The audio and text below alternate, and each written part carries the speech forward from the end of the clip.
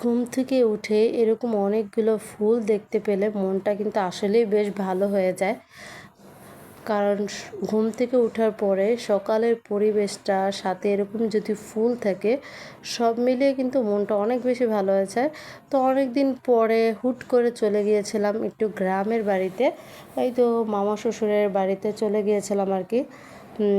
তো কেন গিয়েছিলাম সেটা বলবো আস্তে আস্তে পরে। তো এখানে দেখতেছিলাম একটা বোম্বাই মরিচের গাছ ছিল আর কি।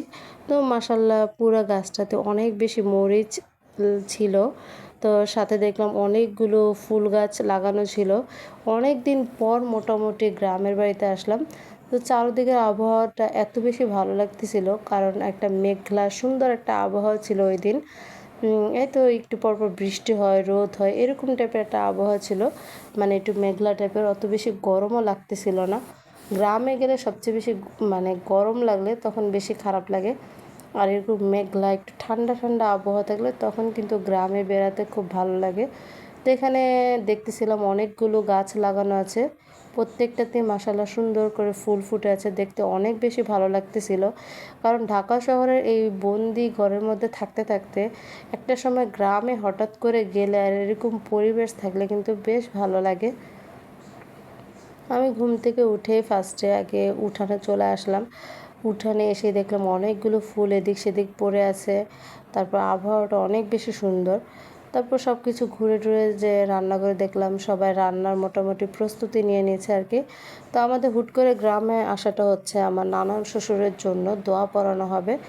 তাই সেজন্য আমার নানি শাশুড়ি আমাদেরকে বলছিল যাওয়ার জন্য, তাই হট করেই চলে যাওয়া। তো এখানে সব কিছু মাংস টাংস সব কিছু আনা হয়েছে। তো এখানে আমরা সবাই সকালে নাস্তা করছিলাম আম দিয়ে মুড়ি দিয়ে।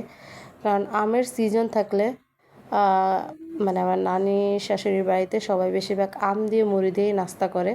তো আমরাও সবাই আম দিয়ে মুড়ি দিয়ে নাস্তাটা করে নিচ্ছিলাম আর কি। এটা আরও কিছুদিন আগের ব্লগ।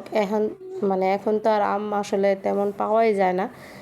তো এখানে তো রান্নার কাছে আবার চলে আসলাম, দেখলাম যে আসলে তারা কি রান্না করতেছে। তো এখানে বড় পাতিল দিয়ে সবজি রান্না করা হচ্ছিল, বিভিন্ন রকমের সবজি। তারপরে তো সুন্দর করে রান্না করা হচ্ছিল আর কি।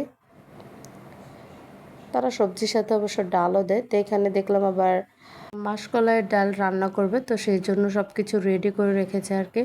তো মাসকলাইয়ের ডালটা ওদিন মাছ দিয়ে রান্না করেছিল, প্রায় সময় ডিম দিয়েও রান্না করে। আপনাদের কাছে মাসকলাইয়ের ডালটা আসলে ডিম দিয়ে নাকি মাছ দিয়ে কোনটা দিয়ে ভালো লাগে অবশ্যই জানাবেন। আমার আবার তেমন মাসকলাইয়ের ডালটা তেমন পছন্দ না আর কি, ভালো লাগে না। তো এখানেই তো গরু মাংস রান্না হচ্ছিল বড় পাতিল দিয়ে, প্রায় তো এই তো 15-20 কেজির মতো রান্না হয়েছিল। 20 কেজি হবে না, 15-16 কেজির মতো হবে আর কি। তো বড় পাতিল দিয়ে রান্না করা হয়ে গেছে, মোটামুটি শেষ রান্না। তারপরে এখানে তো বড় পাতিল দিয়ে পায়েস রান্না করা হয়েছিল। এই তো সবগুলো রান্না মোটামুটি কমপ্লিট। বড় পাতিলে তো ভাত রান্না করে করে সবগুলো রাখা হচ্ছিল।